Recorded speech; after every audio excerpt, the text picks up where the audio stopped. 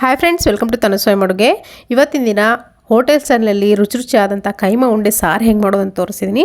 ಬನ್ನಿ ಹಾಗಿದ್ರೆ ಮಾಡೋದು ನೋಡೋಣ. ನಾನಿಲ್ಲಿ ಒಂದು 3/4 kg ಆಗೋಷ್ಟು ಮಟನ್ ಕೈಮಾ ತೊಗೊಂಡಿದ್ದೀನಿ. ಇದ್ರ ಜೊತೆಗೆ ಬೋನ್ಸನ್ನು ಕೂಡ ನೋಡಿ ತರಿಸಿದ್ದೀನಿ. ಈ ಥರ ಬೋನ್ಸನ್ನು ಕೂಡ ಬಳಸಿದ್ರೆ ತುಂಬ ಚೆನ್ನಾಗಾಗತ್ತೆ ಸಾರು. ಇವಾಗ ನೋಡಿ ಮಟನ್ ಕೈಮಾ ಏನಿದೆ ನೋಡಿ, ಅಲ್ಲಿ ಫೈನಾಗೆ ಕಟ್ ಮಾಡಿಕೊಟ್ಟಿರ್ತಾರೆ, ಬಟ್ ಅಷ್ಟು ಫೈನ್ನೆಸ್ ಸಾಕಾಗಲ್ಲ. ನಾನು ಇದನ್ನು ಇವಾಗ ನಾನಿಲ್ಲಿ ಮಿಕ್ಸರ್ ಜಾರ್ಗೆ ಹಾಕ್ಕೊಳ್ತಾ ಇದ್ದೀನಿ.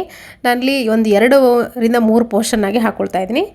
ಕೈಮಾ ಹಾಕ್ಕೊಂಡಿದ್ದೀನಿ. ಇದ್ರ ಜೊತೆಗೇ ಸ್ವಲ್ಪ ಪುದೀನ ಸೊಪ್ಪು ಹಾಗೆ ಕೊತ್ತಂಬರಿ ಸೊಪ್ಪನ್ನು ಹಾಕ್ಕೊಂಡಿದ್ದೀನಿ.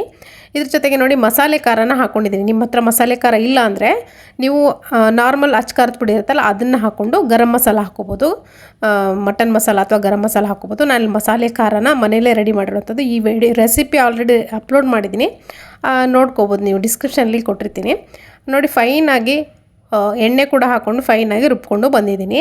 ಇದನ್ನು ಒಂದು ಬೇರೆ ಮಿಕ್ಸಿಂಗ್ ಬೌಲ್ಗೆ ತೆಗಿತಿದ್ದೀನಿ. ಇದೇ ಥರ ಎಲ್ಲನೂ ಮಿಕ್ಸರ್ಗೆ ಹಾಕ್ಕೊಂಡು ತೆಗೆದಿಟ್ಕೊಂಡಿದ್ದೀನಿ. ಉಪ್ಪನ್ನು ಸೇರಿಸ್ಕೊಳ್ತಾ ಇದ್ದೀನಿ. ರುಚಿಗೆ ಎಷ್ಟು ಬೇಕು ಅಷ್ಟು ನೋಡಿಕೊಂಡು ನೀವು ಮಿಕ್ಸರ್ನ ಜಾರ್ನಲ್ಲೇ ಹಾಕುವಾಗ ಅಲ್ಲೂ ಕೂಡ ಉಪ್ಪು ಸೇರಿಸ್ಕೋಬೋದು. ನಾನು ಅಲ್ಲಿ ಹಾಕಲಿಲ್ಲ, ಮರೆತೆ, ಹಾಗಾಗಿ ಇಲ್ಲಿ ಹಾಕಿ ಮಿಕ್ಸ್ ಮಾಡ್ಕೊಳ್ತಾ ಇದ್ದೀನಿ. ಸ್ವಲ್ಪ ಎಣ್ಣೆಯನ್ನು ಹಾಕ್ಕೊಂಡು ಈ ಥರ ಉಂಡೆ ಕಟ್ಕೋಬೇಕು. ಎಣ್ಣೆ ಹಾಕೋದ್ರಿಂದ ಕೈಗೆ ಅಂಟುಕೊಳ್ಳೋದಿಲ್ಲ, ಹಾಗಾಗಿ ಎಣ್ಣೆಯನ್ನು ಹಾಕೋಬೇಕು.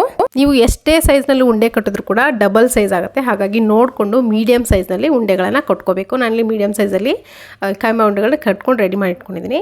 ಇವಾಗ ಒಂದು ದಪ್ಪ ತಳ ಇರುವಂಥ ಪಾತ್ರೆ ತೊಗೊಂಡಿದ್ದೀನಿ. ಪಾತ್ರೆ ಬಿಸಿ ಇಟ್ಕೊಂಡು ಒಂದು 2ರಿಂದ 3 ಟೇಬಲ್ ಸ್ಪೂನ್ ಆಗೋಷ್ಟು ಎಣ್ಣೆ ಹಾಕ್ಕೊಂಡಿದ್ದೀನಿ. ಎಣ್ಣೆ ಚೆನ್ನಾಗಿ ಕಾದಾದ್ಮೇಲೆ ಒಂದು ಚಿಕ್ಕ ಗಾತ್ರದ ಈರುಳ್ಳಿನ ಸಣ್ಣದಾಗಿ ಕಟ್ ಮಾಡ್ಕೊಂಡು ಒಗ್ಗರಣೆಗೋಸ್ಕರ ಹಾಕ್ಕೊಳ್ತಿರೋದು ಹಾಕ್ಕೊಂಡಿದ್ದೀನಿ. ಹಾಕ್ಕೊಂಡು ಪೂರ್ತಿ ಫ್ರೈ ಮಾಡ್ಕೋಬೇಕು, ಟ್ರಾನ್ಸ್ಪರೆಂಟ್ ಆಗೋವರೆಗೂ. ಇದಕ್ಕೆ ಇವಾಗ ಡೈರೆಕ್ಟಾಗಿ ನಾವೇನು ಉಂಡೆ ಮಾಡಿ ಇಟ್ಕೊಂಡಿದ್ವಲ್ಲ ಕೈಮಾ, ಅದನ್ನು ಡೈರೆಕ್ಟಾಗಿ ಹಾಕ್ಕೊಳ್ಳಿ. ನಾನಲ್ಲಿ ಈ ಬೋನ್ಸ್ ಇರೋದು ಮರೆತುಬಿಟ್ಟಿದೆ, ಹಾಗಾಗಿ ಮೊದಲು ಎಣ್ಣೆಯಲ್ಲಿ ಬೋನ್ಸನ್ನು ಹಾಕ್ಕೋಬೇಕು, ಯಾಕಂದರೆ ಅದು ಫ್ರೈ ಆಗಬೇಕಲ್ಲ. ಹಾಗಾಗಿ ಸ್ವಲ್ಪ ಬೋನ್ಸ್ ಹಾಕ್ಕೊಂಡು ಒಂದು ಸ್ವಲ್ಪ ಹೊತ್ತು ಫ್ರೈ ಆಮೇಲೆ ನೀವು ಉಂಡೆ ಏನು ಕಟ್ಕೊಂಡಿರ್ತೀವಿ ಅದನ್ನು ಹಾಕ್ಕೊಳ್ತಾ ಇದ್ದೀನಿ ನಾನು ನೋಡಿ. ಅದನ್ನು ಕೂಡ ಸ್ವಲ್ಪ ಹೊತ್ತು ಫ್ರೈ ಮಾಡಿಕೊಂಡೆ ಬೋನ್ಸ್. ಆಮೇಲೆ ಉಂಡೆ ಹಾಕ್ಕೊಂಡು ಡೈರೆಕ್ಟಾಗಿ ಎಣ್ಣೆ ಮೇಲ್ಗಡೆ ಹಾಕ್ಕೋಬೇಕು ಉಂಡೆಗಳನ್ನು, ಯಾಕಂದರೆ ಸೈಡಲ್ಲಿ ನೀವು ಹಾಕ್ಕೊಂಡ್ರೆ ಅಂಟ್ಕೊಳ್ಳುತ್ತೆ. ಹಾಗಾಗಿ ನೋಡಿ ಈ ಥರ ಎಲ್ಲವನ್ನು ಒಂದ್ರ ಮೇಲೊಂದು ಇಟ್ಕೊಂಡು ಏನು ತೊಂದರೆ ಇಲ್ಲ. ಎಣ್ಣೆ ಕಡಿಮೆ ಅನಿಸಿದ್ರೆ ಈ ಥರ ನೋಡಿ ಸುತ್ತಲೂ ಹಾಕ್ಕೊಳ್ಳಿ, ಏನು ತೊಂದರೆ ಇಲ್ಲ. ಎಣ್ಣೆ ಕಡಿಮೆ ಹಾಕಿದ್ದೀವಿ ಅನಿಸಿದ್ರೆ ನೋಡಿ ಹಾಕಿದ ತಕ್ಷಣ ಸ್ಪೂನನ್ನು ಬಳಸಬೇಡಿ, ಯಾಕಂದರೆ ಕೈಮಾ ಉಂಡೆ ಕಟ್ಟಾಗಿ ಪೂರ್ತಿ ಪುಡಿ ಆಗುವಂಥ ಚಾನ್ಸ್ ಇರುತ್ತೆ. ಹಾಗಾಗಿ ಜಸ್ಟು ಒಂದು ಬಟ್ಟೆಯಿಂದ ಟ್ವಿಸ್ಟ್ ಮಾಡಿಕೊಂಡು ಮುಚ್ಚಿ ಒಂದು 2 ನಿಮಿಷ ಬಿಟ್ಬಿಟ್ರೆ ನೋಡಿ ಈ ಥರ ಗಟ್ಟಿ ಆಗುತ್ತೆ. ನಾನು ಮುಚ್ಚಿ ಒಂದು 2 ನಿಮಿಷ ಬಿಟ್ಟಿದ್ದೆ, ಪೂರ್ತಿ ಗಟ್ಟಿಯಾಗಿದೆ ಉಂಡೆ. ಈ ಟೈಮ್ನಲ್ಲಿ ಒಡೆಯೋ ಚಾನ್ಸ್ ಇರೋದಿಲ್ಲ. ಈ ಟೈಮ್ನಲ್ಲಿ ಬೇರೆ ಮಸಾಲೆಗಳನ್ನ ಸೇರಿಸ್ಕೊಳ್ತಾ ಇದ್ದೀನಿ. ಅರಿಶಿನ ಪುಡಿ ಒಂದು ಅರ್ಧ ಟೀ ಸ್ಪೂನ್ ಆಗೋಷ್ಟು ಹಾಕ್ಕೊಂಡಿದ್ದೀನಿ. ಹಾಕ್ಕೊಂಡು ಮತ್ತೆ ನೋಡಿ ನಾನಿಲ್ಲಿ ಬಟ್ಟೆಯಿಂದನೇ ಟ್ವಿಸ್ಟ್ ಮಾಡ್ಕೊಳ್ತಾ ಇದ್ದೀನಿ. ಸ್ಪೂನನ್ನು ಹಾಕ್ತಾಯಿಲ್ಲ ನೋಡಿ, ಸ್ಪೂನ್ ಹಾಕಿದ್ರೂ ಕೂಡ ಕಟ್ಟಾಗ್ತಾಯಿಲ್ಲ ಇವಾಗ, ಯಾಕಂದರೆ ಚೆನ್ನಾಗಿ ಬೆಂದಿದೆ ಆಲ್ರೆಡಿ, ಒಂದು 2 ನಿಮಿಷ ಬೇಯಿಸಿರೋದ್ರಿಂದ. ಇವಾಗ ಇದಕ್ಕೆ ಒಂದು ಮಸಾಲೆ ರೆಡಿ ಮಾಡ್ಕೊಂಡು ಅದನ್ನು ಲೋ ಫ್ಲೇಮ್ ಇಟ್ಕೊಂಡು ಕುದಿಯೋಕ್ಕೆ ಬಿಟ್ಟಿದ್ದೀನಿ, ಬೇಯಲಿ ಚೆನ್ನಾಗಿ ಅಂತ. ಇವಾಗ ನೋಡಿ 2 ಗೆಡ್ಡೆ ಬೆಳ್ಳುಳ್ಳಿ ತೊಗೊಂಡಿದ್ದೀನಿ, 1 ಇಂಚಿನಷ್ಟು ಶುಂಠಿ ತೊಗೊಂಡಿದ್ದೀನಿ, ತೆಂಗಿನಕಾಯಿ ತೊಗೊಂಡಿದ್ದೀನಿ 1 ಕಪ್ ಆಗೋಷ್ಟು, ಅಂದರೆ ಒಂದು ಅರ್ಧ ಬಟ್ಲಾಗೋಷ್ಟು ತೆಂಗಿನಕಾಯಿ, ಒಂದು 4 ಹಸಿಮೆಣಸಿನ್ಕಾಯಿ, ಒಂದು 5ರಿಂದ 10 ಒಣಮೆಣಸಿನ್ಕಾಯಿ, ಗಸಗಸೆ ತೊಗೊಂಡಿದ್ದೀನಿ, ಮೆಣಸಿನಕಾಳು, ಚಕ್ಕೆ, ಲವಂಗ, ಏಲಕ್ಕಿ ತೊಗೊಂಡಿದ್ದೀನಿ ನೋಡಿ. ಇದನ್ನೆಲ್ಲವನ್ನು ಎಣ್ಣೆಯಲ್ಲಿ ಹಾಕ್ಕೊಂಡು ಚೆನ್ನಾಗಿ ಹುರ್ಕೋಬೇಕು.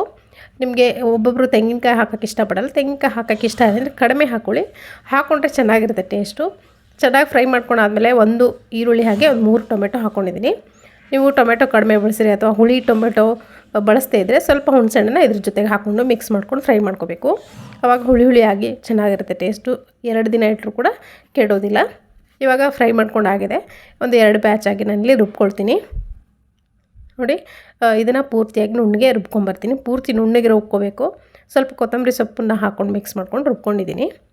ಇದನ್ನು ಇವಾಗ ಒಂದು ಬೇರೆ ಮಿಕ್ಸಿಂಗ್ ಬೌಲ್ಗೆ ತೆಗಿತಾ ಇದ್ದೀನಿ, ಯಾಕಂದರೆ 2 ಸ್ಟೆಪ್ಪಾಗಿ ರುಬ್ಕೊಳ್ತಾ ಇರೋದ್ರಿಂದ ಒಂದು ಬೇರೆ ಮಿಕ್ಸಿಂಗ್ ಬೌಲ್ಗೆ ಹಾಕ್ಕೊಳ್ತಾ ಇದ್ದೀನಿ. ಇದರಿಂದ ಬೇಕಿದ್ರೆ ನೀವು ಬೇರೆ ಗ್ರೇವಿನೂ ಮಾಡ್ಕೋಬೋದು, ಚಿಕನ್ ಅಥವಾ ಮಟನ್ ಗ್ರೇವಿ ಕೂಡ ಮಾಡ್ಕೋಬೋದು.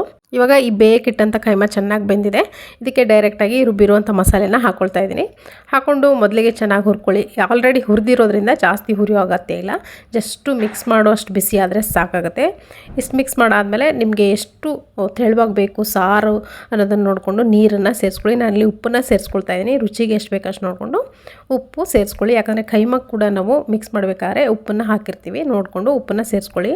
ನಾನಲ್ಲಿ ಒಂದು 2 ಬೌಲ್ ಆಗುವಷ್ಟು ನೀರನ್ನು ಸೇರಿಸ್ಕೊಂಡಿದ್ದೀನಿ. ಸ್ವಲ್ಪ ತೆಳುವಾಗಿ ತೆಳುವಾಗೇ ಇರಬೇಕು ಕೈಮಾ ಸಾರು, ಆವಾಗಲೇ ಟೇಸ್ಟ್ ತುಂಬ ಚೆನ್ನಾಗಿರುತ್ತೆ.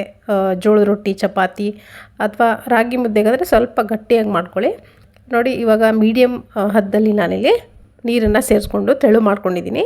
ಕೊನೆಗೆ ಸ್ವಲ್ಪ ಕೊತ್ತಂಬರಿ ಸೊಪ್ಪನ್ನು ಹಾಕ್ಕೊಂಡು ಇದನ್ನು ಇವಾಗ ಒಂದು 2ರಿಂದ 3 ಕುದಿಯಕ್ಕೆ ಬಿಡಬೇಕು ಮುಚ್ಚಳ ಮುಚ್ಕೊಂಡು. ಯಾಕಂದರೆ ಹಸಿ ಇದ್ದರೆ ಮಸಾಲೆ ಅದು ಪೂರ್ತಿಯಾಗಿ ಬೆಂದೋಗುತ್ತೆ. ಹಾಗಾಗಿ ಮುಚ್ಚಳ ಮುಚ್ಚಿ ಒಂದು 2 ನಿಮಿಷ ಬಿಟ್ಟಿದ್ದೀನಿ.